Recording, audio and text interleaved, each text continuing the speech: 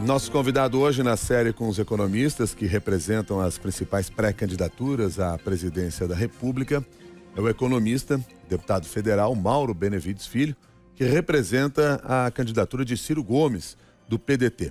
Deputado Mauro Benevides Filho, desde já, muito obrigado pela sua gentileza de ter aceitado o nosso convite. Um bom dia para o senhor. Bom, primeiramente, que privilégio para mim poder estar mais uma vez aqui com você, Milton, com a Cássia, enfim, traduzir um pouco para a população brasileira o que nós pensamos em relação a resolver esse problema tão grave do Brasil, que é a inflação, que é o desajuste fiscal, que é essa situação social de desemprego tão elevado. Portanto, meu abraço aqui muito sincero. Nós temos, aliás, sempre iniciado essas entrevistas tratando dessa questão que parece me toca diretamente o cotidiano do brasileiro, que é a questão dos preços, a questão da inflação. E eu pergunto ao senhor qual é o diagnóstico que o senhor, seu partido, fazem para esses aumentos e que instrumentos a política econômica proposta pela pré-candidatura Ciro Gomes pretende usar para conter os preços. Bom, veja, o governo federal, através da Petrobras, resolveu adotar uma política de igualar o seu preço do combustível dentro do país ao preço do barril do dólar lá fora, ou seja, independente do seu custo de produção aqui no nosso país. E aqui no Brasil, 64% da mercadoria, ou seja, da carga brasileira, é feita por rodovias. Então, quando o combustível sobe, sobe praticamente tudo, que é exatamente o que está acontecendo aqui no Brasil. E não é a taxa de juros que vai controlar essa inflação que aí está. O Banco Central aumentou, Milton, de março de 2021 a fevereiro de 2022, a Selic, que é a taxa de juros que o Brasil paga na sua dívida, de 2% para 11,75%. E a inflação só continua aumentando. E as pessoas precisam entender que esse aumento dessa taxa de juros em nada está conseguindo fazer esse controle. Aliás, para terminar, isso só tem feito o seguinte, Milton. Quando essa taxa de juros aumenta de 2% para 11,75% e o mercado está dizendo que vai a 13%, isso significa 9,75% a mais de juros em cima de uma dívida de 6 trilhões e 700. Ora, nós estamos falando de uma despesa adicional de juros de mais de 600 bilhões de reais. Não estou errado, não. É mais de 600 bilhões de reais. E isso, com certeza, não resolve o problema fiscal brasileiro. E nós temos, e vamos conversar aqui, sobre as regras de como equacionar essa questão fiscal, que o Brasil sempre foi desestruturado, continua desestruturado, e só o presidente Ciro tem realmente todas as medidas que estão alegadas no seu livro, no seu programa de governo, que nós vamos debater daqui para frente. Então, pelo que o senhor está dizendo para a gente, a ideia de alterar a política de preços da Petrobras é um ponto pacífico no programa de governo do presidenciável Ciro Gomes. Não tenha dúvida, a Petrobras continuará superavitária, mas não nesse monstruoso valores que são atendidos à demanda dos acionistas minoritários, ou seja, de bancos, de fundos de pensão, que cobram dividendos além da conta. A Petrobras é a segunda empresa no mundo a distribuir dividendos, né, para os seus acionistas, por uma razão muito simples, Cássia. No Brasil e na Estônia, dividendos não pagam imposto de renda, é zero. O Ciro cobrava imposto de renda na distribuição de dividendos. Aí depois tiraram, Fernando Henrique veio, Lula também, e não cobram imposto de renda. Então, um trabalhador que ganha R$ 2.500, ele paga imposto de renda no seu salário. Mas uma pessoa que recebe, vejam só, 500 milhões de reais, 1 bilhão de reais de dividendos, paga zero de imposto de renda. É por isso que o Brasil tem uma das piores distribuição de renda do mundo e não da América do Sul. Focar na política de preços da Petrobras não limita o olhar sobre os demais fatores que podem estar influenciando essa inflação, esse aumento de preço, inclusive fatores externos? Eu acredito e tenho convicção disso, pelo menos a nossa equipe de vários analistas, economistas, né, que nos auxiliam durante todos esses anos, e é o que criou alicerce para todo esse entendimento, é de que você pode observar, na hora que o preço do combustível ser desatrelado a essa variação. Um ayatolá lá no Irã tem uma crise, a produção de petróleo altera em algum momento em relação ao mundo, a Petrobras vai e cobra mais porque essa incerteza gerou lá fora. Não é isso. O Brasil precisa expandir a quantidade de refino que ele faz aqui no país. Precisa investir hoje. Você tem pelo menos 30% das suas refinarias com capacidade ociosa. E por que nós fazemos isso? Aliás, quando você diminui o volume de investimento, você aumenta o lucro, aumenta o dividendo. A Petrobras está toda focada na distribuição de dividendos. E isso vai ter que acabar. A Petrobras tem que ser superavitária, tem que investir no seu refino e na sua produção aqui dentro do país. Nós também gostaríamos de ouvir o senhor, a exemplo do que a gente tem feito, né, com os outros economistas que também representam algumas das principais pré-campanhas. Nós gostaríamos de ouvi-lo a respeito da questão do desemprego. Outra questão, ao lado da inflação, que é muitíssimo importante, claro, para todos os brasileiros. A gente está com um índice de desemprego super alto e, inclusive, isso tem levado algumas campanhas a discutirem a reforma trabalhista que foi aprovada na gestão Temer. Gostaria de ouvir o senhor a respeito disso, no sentido de saber se também se pretende revogar a reforma, caso Ciro Gomes venha a ser eleito presidente da República, se isso passa por revogação, passa por revisão, que tipo de alteração os senhores propõem para a pauta trabalhista? Bom, em relação ao desemprego, seu primeiro item, o Brasil cresce até 1980 6,5% em média, o seu produto interno bruto. Até 2010 ele cai para 2,5% e de 2010 a 2020 cai a 0 em média.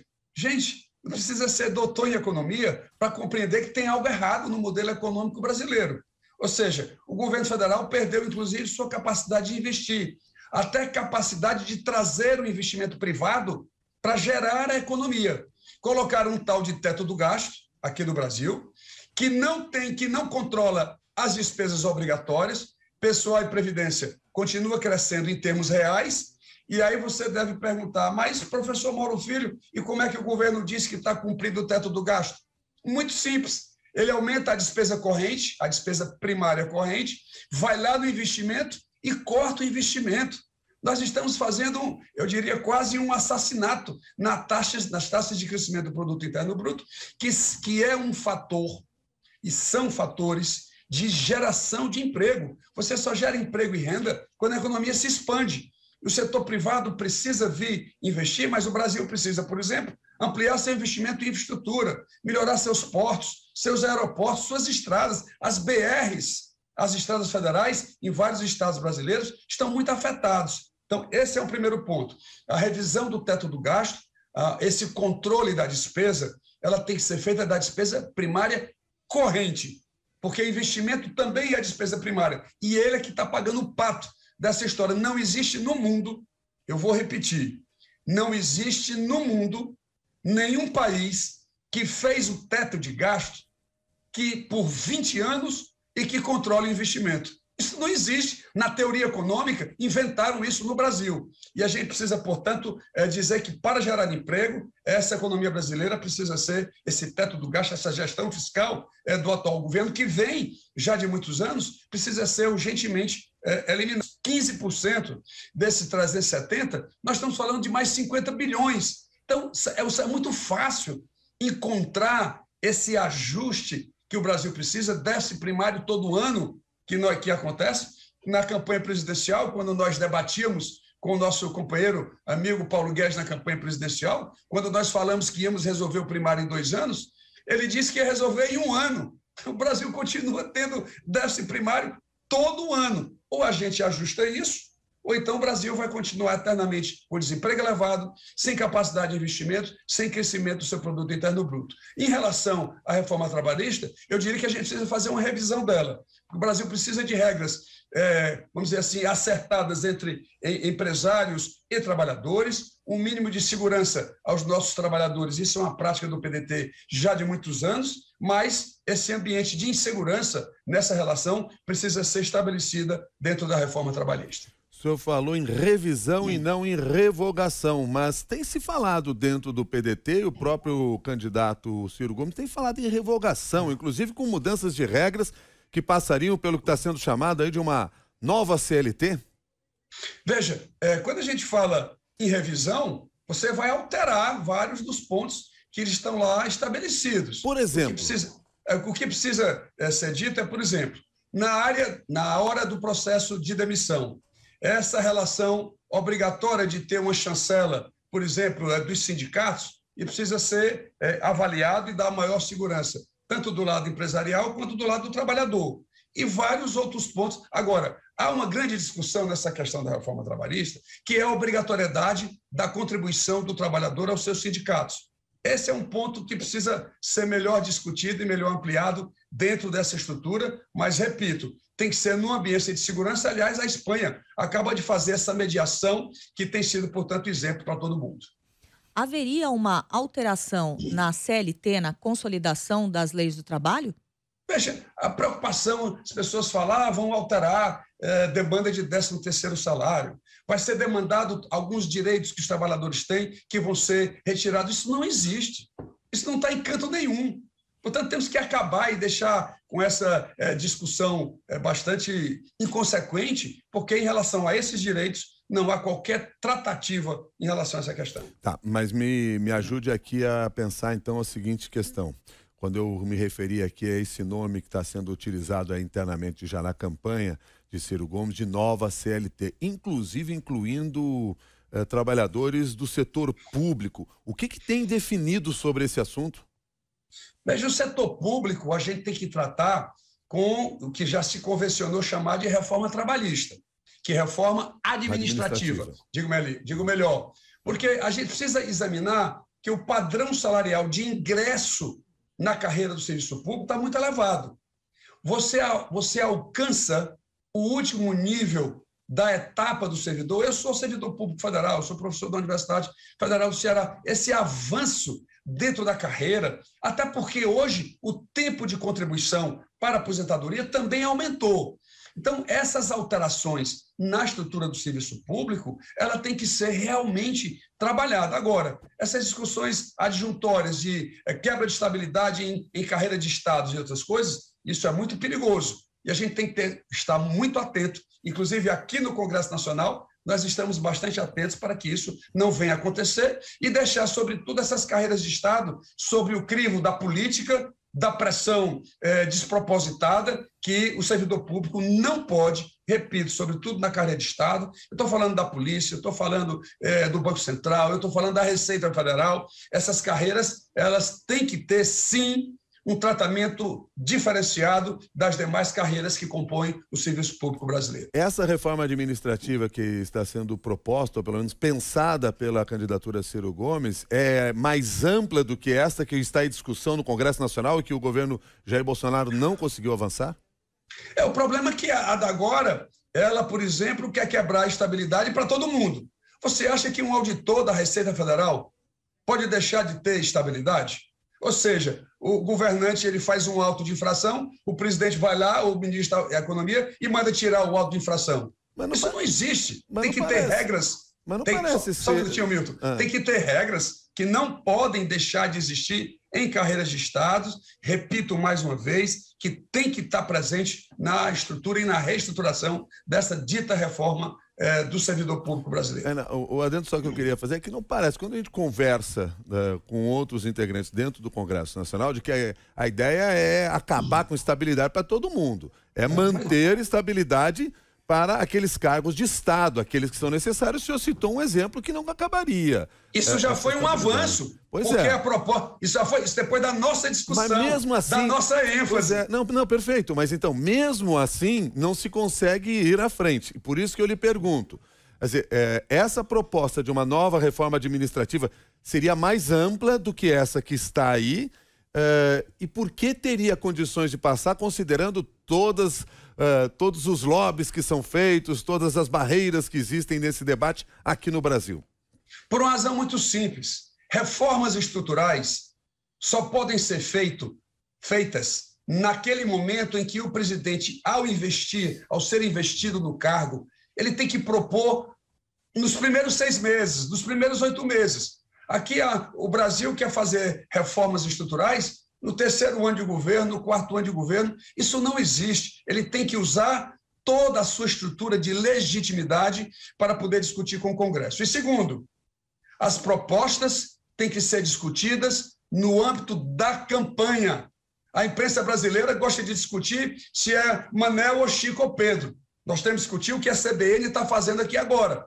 O que é que cada candidato vai fazer, não só na retórica. Eu vou aumentar o emprego no Brasil. Você tem que dizer como, qual é a medida, qual é o valor, que essa é a grande diferença que o presidente Ciro tem demonstrado nas suas campanhas eleitorais e agora, ao lançar o seu livro, que é o nosso Plano Nacional de Desenvolvimento, que ele está fazendo chegar a todo o povo brasileiro. Então, são duas coisas. Primeiro, um momento adequado, um momento de legitimidade. E segundo, discuti-las, todas essas reformas, inclusive a reforma tributária, que tanto se fala há 35 anos no âmbito do Congresso Nacional, e isso não sai. E tem coisas absurdas que estão lá colocadas dentro da reforma tributária, que se tiver tempo eu falo agora, que tem que ser discutida agora, na campanha, para que quando chegar na votação no Congresso Nacional, todas essas questões não serão mais novidades. Elas já terão sido discutidas previamente. Então vamos aproveitar e falar de reforma tributária, né? As propostas que estão sendo discutidas, a gente sabe que é mais de uma delas está um pouco mais avançada, mas alguma dessas propostas contempla o que está no plano de governo de vocês ou não? Não, porque ela não altera regras de incentivos, de incentivos fiscais, ela não altera, ela cria uma desigualdade para quem consome produtos da cesta básica, que é o seguinte: olha só o disparate que eu vou mencionar agora. Na cesta básica brasileira, você tem o ICMS, que é reduzido de 18% para 7%, e o PIS/COFINS, que é reduzido a 0%. Então, a carga mais ou menos 8%, 9% no arroz, no feijão, no óleo, no açúcar e assim por diante. Na reforma tributária, você vai unificar a alíquota com um valor, com previsão, Cássia, de 25%. 25%. Então, a cesta básica vai ter uma alteração de carga de 8% para 25%, que aí os críticos dizem o seguinte: mas, professor Mauro, o senhor não está entendendo. O trabalhador brasileiro vai pagar o tributo mais caro, mas fique tranquilo, porque em 30 e 60 dias, através do NIS, que é o número de identificação social, ou do próprio CPF, esse dinheiro, esse tributo pago, ele vai ser devolvido. Ora, o Brasil vai ser o único lugar do mundo onde o trabalhador mais pobre vai ter que ter capital de giro, já pensou? Para pagar o tributo, para receber de volta com 60 dias? Só pode ser uma piada, um negócio desse, dentro da reforma tributária. Então, ou esse modelo avança para, no ato do pagamento, da aquisição do bem, você ser desonerado automaticamente, ou essa história de que, já pensou, eu fui secretário da Fazenda 12 anos, fisco devolver dinheiro de tributo pago só para pessoas que são inexperientes, que não é o nosso caso aqui no país. Nós vamos continuar falando de reforma tributária, Cássia e deputado, mas eu só queria pedir licença para vocês para dar um passo atrás ali para aquela discussão da reforma trabalhista, que eu ainda fiquei com uma dúvida. A medida, por exemplo, o seu partido foi contrário à reforma trabalhista, né? O seu partido, aliás, puniu deputados que votaram a favor da reforma trabalhista. E eu lhe pergunto o seguinte: dessa reforma que foi feita, das regras que estão aí, o que cairia, o que é necessário cair e substituir? E segundo ponto, porque é um tema que a gente acabou tratando aí, fomos levados a tratar durante as entrevistas, que é essa nova relação de trabalho que existe com os trabalhadores de aplicativos. Eu queria só entender, para poder comparar com o que está sendo proposto aí pelas outras candidaturas. A proposta definitiva, Milton, ela vai ser exposta nacionalmente a partir do mês de junho, né, para que vocês todos tenham o conhecimento, e a população brasileira tenha conhecimento exatamente dos pontos específicos que nós estaremos propondo nesse exato momento. O que precisa ficar claro é que o trabalhador não pode ficar desprotegido e nem o empresário tem que ficar sendo pressionado permanentemente naquelas posições de demandas e condições de trabalho, salariais e assim por diante. Mas, repito, essa é uma condição que vai ser colocada para o mercado, para a população brasileira, para os trabalhadores e para os sindicatos no momento oportuno. Na reforma tributária, que esse é um ponto que as pessoas não querem discutir, que é o seguinte: por que não passou ainda no Congresso, Milton? Por uma razão muito simples, 2 razões. Só se fala em simplificação da legislação, que é necessária, claro. Quem tem empresa e paga ICMS sabe da complexidade, né, que nós temos na hora do pagamento do tributo. Lá mesmo no meu estado, eu, por exemplo, os governadores Cid e Camilo, nós extinguimos 40 obrigações acessórias para simplificar o pagamento do tributo. Mas nós temos que falar em justiça tributária, em justiça que possa realmente colocar o mais rico para pagar o imposto e o menos favorecido para não pagar. Na reforma da emenda constitucional 45, isso não existe. Você acha justo, Milton, e Cássia, você quando compra o seu carro, você paga IPVA. Lá o fisco vai lá e ele cobra. Pois bem, quem compra um barco, quem compra um avião, quem compra um helicóptero, paga 0 de IPVA. Tá certo, isso tem que ser tratado na reforma tributária, mas isso passa ao largo de todas as proposituras, e é isso que nós vamos explicitar no Congresso Nacional e na campanha presidencial, para que essas questões sejam colocadas. Quer ver um terceiro ponto, rapidinho? Você tem 36 produtos no governo federal que não pagam PIS/COFINS, porque pelo lobby foi colocado dentro da cesta básica. Eu sei, Milton, que você gosta de tomar um vinhozinho com queijo suíço, nada contra isso, e a Cássia também, mas ele paga 0 de PIS/COFINS. Agora...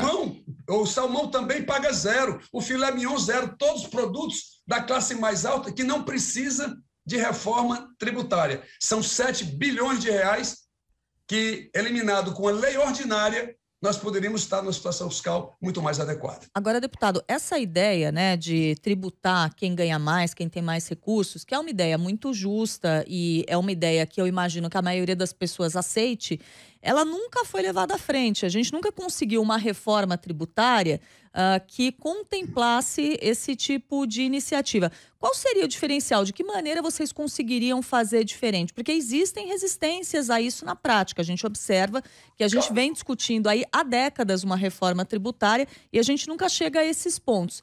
Como vocês fariam isso diferente? Como fazer isso passar? Bom, primeiro, fundamental dentro do Congresso é a questão dessa justiça, ou seja, você criar mais uma faixa de renda do imposto de renda para valores recebidos mais elevados. Você tem que inserir essa questão patrimonial de maneira muito sólida, não só no IPVA, que é um imposto estadual, mas no imposto de transmissão de causa-morte e doação. Aqui no Brasil, eu pedi à minha equipe, e o brasileiro adora se comparar com os Estados Unidos, porque nos Estados Unidos é assim, nos Estados Unidos é assado, pois nós fomos lá. 3 professores, colegas foram lá entender o imposto de doação e herança. A alíquota mínima, vou repetir, a alíquota mínima do imposto sobre doação, sobre herança, digo melhor, nos Estados Unidos é 20%. No Brasil, a máxima é 8%. E a maior parte dos estados cobra 4%.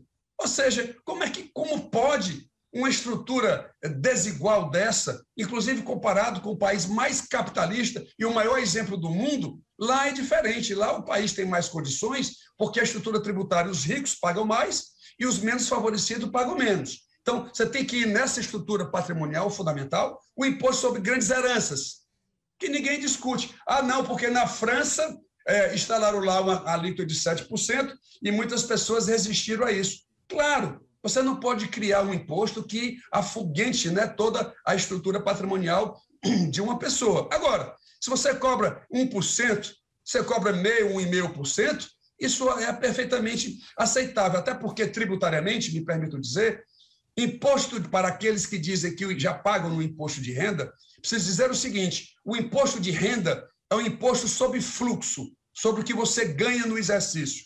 Imposto sobre grandes fortunas é um imposto sobre estoque, sobre o total de que você amealhou ao longo dos anos. Então, tributariamente, são 2 conceitos totalmente diferentes, previstos, portanto, que pode ser previsto na nossa legislação tributária, e várias alterações que estão lá conceituadas dentro da nossa proposta, repito, que será mais ainda realizada, pagar imposto de renda sobre dividendos. O Brasil cobrava isso até 95, Cássio.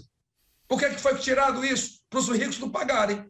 Então, é fácil a identificação, digo melhor, é muito fácil. Por isso que ou se discute na campanha presidencial, não chegar e dizer, eu vou resolver o problema fiscal, eu vou privatizar, eu vou ter muito dinheiro. Não, tem que fazer como o presidente Ciro faz. Eu vou tomar essa medida, 48 bilhões, vou tomar aquela 50, eu vou criar a alíquota do ITCMD, ampliar, obviamente que isentando um determinado nível de patrimônio, porque ninguém quer afetar a classe média, a gente quer deixar só para os mais ricos. É esse conceito. Até porque a carga tributária brasileira, metade dela é baseada no consumo. Dos países mais ricos, é baseado na renda e não no consumo. Isso tem que ser invertido na proposta de reforma tributária. Deputado, o senhor falou aí, né, que o pessoal fica dizendo, não, porque eu vou ter mais dinheiro para cá, vou ter mais dinheiro para lá. Na verdade, ninguém vai ter dinheiro nenhum no ano que vem, porque se a gente olhar o que está acontecendo hoje, nas medidas que estão sendo tomadas, novas despesas que estão sendo contratadas para serem pagas mais à frente, isenção de impostos, correção salarial, subsídio, tudo sendo feito nesse momento, aumento aí está se falando em aumento para os servidores públicos, e não tem dinheiro. Ou seja, no ano que vem vai sobrar menos dinheiro ainda. Com que nível de preocupação vocês avaliam isso para se ter um rearranjo, talvez, para que se consiga fazer o país funcionar a partir do ano que vem? Precisamos examinar o passado desses candidatos e medidas que tomaram. O Ciro foi ministro da Fazenda. Sob o seu comando, foi realizado o maior superávit primário da história brasileira. Até hoje, nunca se gerou mais de 4% do PIB em superávit de resultado primário. Portanto, ele tem uma história. Ele foi governador do estado do Ceará, o único estado brasileiro que resgatou integralmente a sua dívida mobiliária. Ninguém diz isso, ou seja, examinem as medidas que estão sendo propostas, se elas são factíveis e o passado das medidas que foram tomadas. E isso somente, fazendo essa análise, isso credencia todo o seu rigor fiscal. Nós temos que retomar a capacidade de investimento do setor público brasileiro, atuando naquelas áreas, para que o setor privado venha gerar esse crescimento. Aumento de despesa.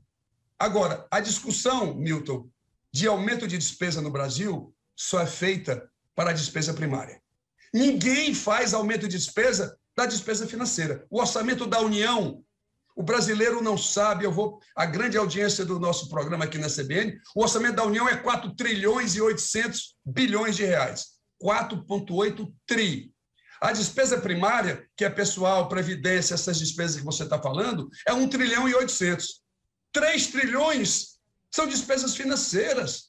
Ninguém vai discutir isso. Aumentar a taxa de juros de 2 para 13, está certo isso? Como se a inflação fosse de demanda? Você acha que o aumento do preço do combustível é consequência de um excesso de demanda? Isso, pelo amor de Deus, não precisa nem ser economista. Essa vinculação absurda que a Petrobras faz e aí se aumenta. Então se critica quando se aumenta 2, 3 bilhões em uma despesa, mas ninguém diz nada quando se aumenta 600 bilhões no pagamento de juros. É uma total diferença de tratamento. Só um detalhe a mais. No orçamento da União, na lei orçamentária, para o governo suplementar a despesa primária, que você está falando aí agora, há um limite de se aumentar até 20% em algumas despesas e 22% do total do orçamento, que já é muito dinheiro. Na despesa financeira, Milton e Cássia, pasmem vocês dois. Pasmem os nossos ouvintes nesse instante. Lá, por exemplo, o juro está previsto 350 bilhões em 2022. Nós vamos para mais de 600. O governo não tem limite de aumento de despesa financeira. Ele pode suplementar, o céu é o limite. Está certo isso?